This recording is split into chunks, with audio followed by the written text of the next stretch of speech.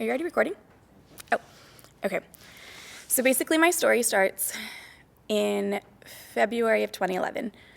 Actually, technically my story starts in 2012. I was sexually assaulted.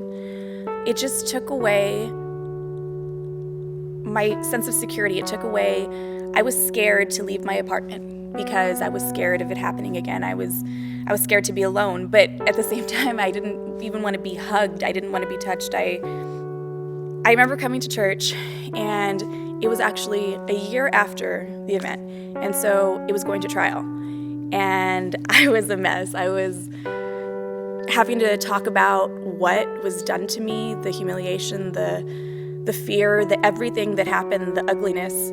I had to talk about that in public on a stand. Like, it was crazy. I remember after the trial finished, after the last day, I gave my testimony on the stand, and we get a call after the jury had deliberated and all that, and I remember hearing that he was acquitted, that he was completely set free from what he had done to me, as if it never happened. And at that point, I basically lost it. I became depressed. I turned to alcohol. I was crying all the time. I would have at least a glass of wine before bed just to fall asleep. I would drink just to sleep because I couldn't sleep, because I was hurting, because it was awful. The memories, the nightmares, it was just horrible. So I dealt with this for a little bit, and my sister throughout this kept inviting me back to church.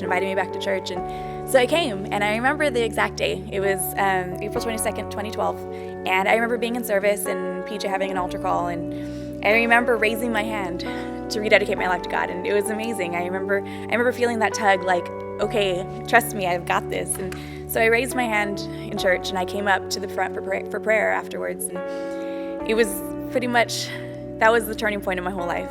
That was, the best decision I've ever made.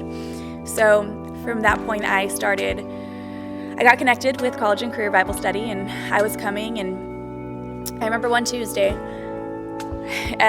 the topic during Bible study was forgiveness. And I remember thinking, Matthew 6:14 and 15, if you don't forgive, he will not forgive you. And I remember thinking, like, whoa, like that's intense. So I remember making the decision to trust him, to be obedient, to say, okay, God, I give this to you.